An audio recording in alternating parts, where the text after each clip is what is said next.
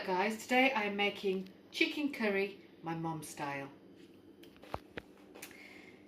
The ingredients you will need for this are going to be 5 onions of a medium-ish size, all chopped to a small diced size there, as I've shown you.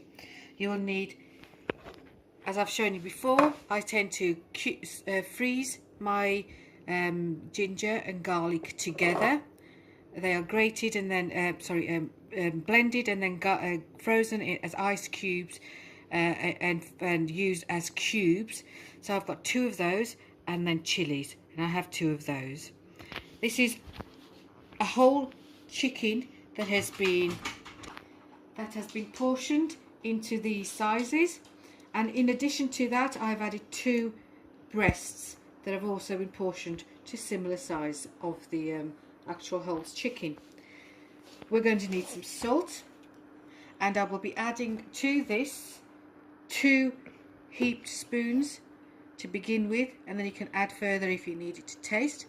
This is dried methi, M-E-T-H-I, and we used about a tablespoon of this as we are cooking. These are the spices that we're going to add in. We've got garam masala, that's the one we'll be using at the very end, and turmeric we'll be also using just at the beginning after the onions are cooked. That's all we'll be using from these ingredients today.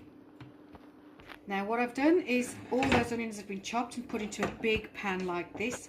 There is some water in the pan that just covers the level of the onions, as you might just be able to tell from there. It's cold water from the tap. Salt, I'm going to put 2 spoons of that, which is this sort of spoon. This holds 2 levels teaspoonfuls.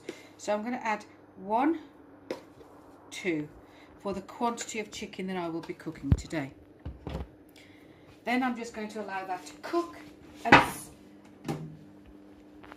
and soften for a while with the lid on. Now you'll see the onions come to a boil. These have been cooking about 5 minutes at the moment. At this stage what I'm going to do is I'm going to add just the ginger and garlic cubes. So that's 1 and 2. And chili goes in later. Just stir that in. Leave those again for probably about another 10 minutes before adding anything else. Just stir intermittently. It's cooking on a high heat at the moment, but I'm just going to be turning it down now to a medium. Okay, it's been 10 minutes just cooking with the intermittent stirring. You can see that there becomes translucent in colour.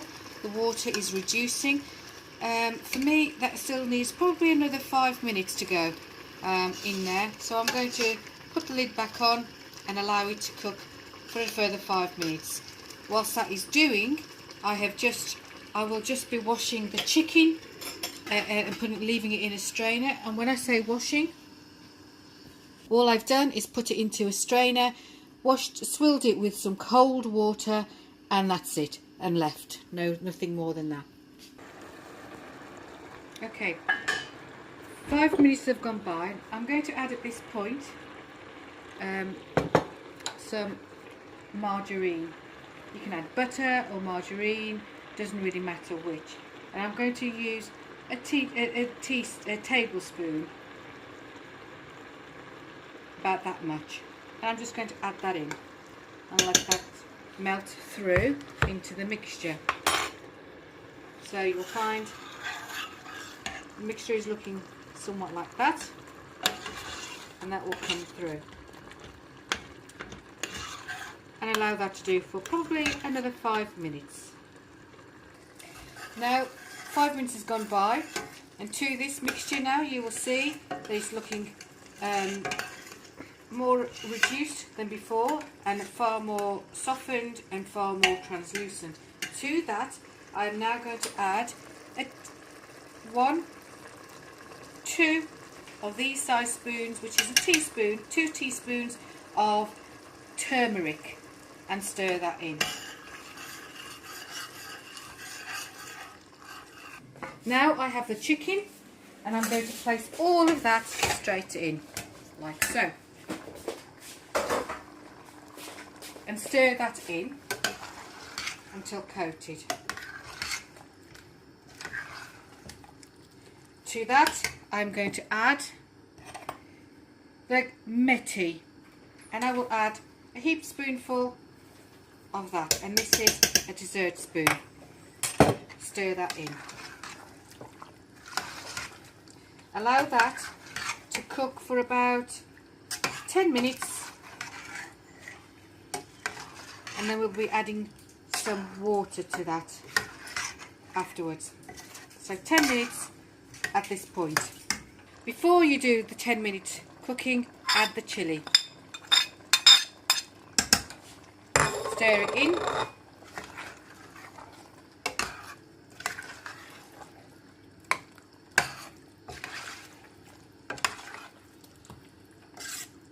Let it cook through for the 10 minutes now. Check it every 3-4 minutes.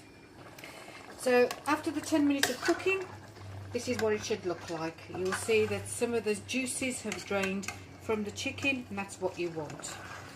And it's now ready for the water to be added, and that's what gives you the additional sauce. So it's entirely up to you. The more water you add, the dilute the flavour.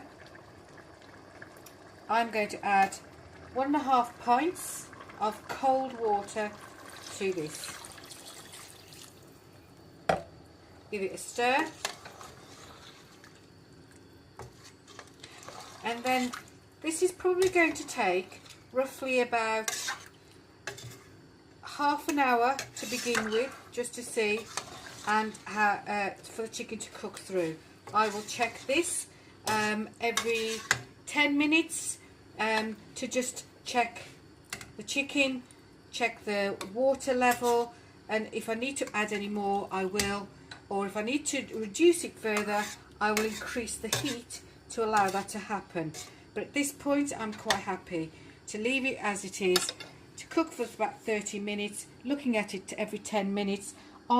It is going to be on a high heat to begin with. When it comes to the boil, I will then reduce this so that it's a low simmer.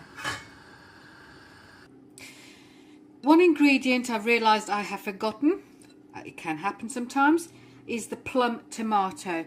So 1 tin of peeled plum tomatoes, and I have picked 1, 2, 3 tomatoes out of there with some sauce. And I'm going to mash those at this particular point. So this has all been mashed up, and what I'm going to do is add it in at this particular point. It should have actually gone in when I put in the margarine in the onion stage, right at the very beginning. So I shall put them in now as I've remembered. It will cook at the same time now at this particular point with the as the sauce is cooking and the chicken is cooking.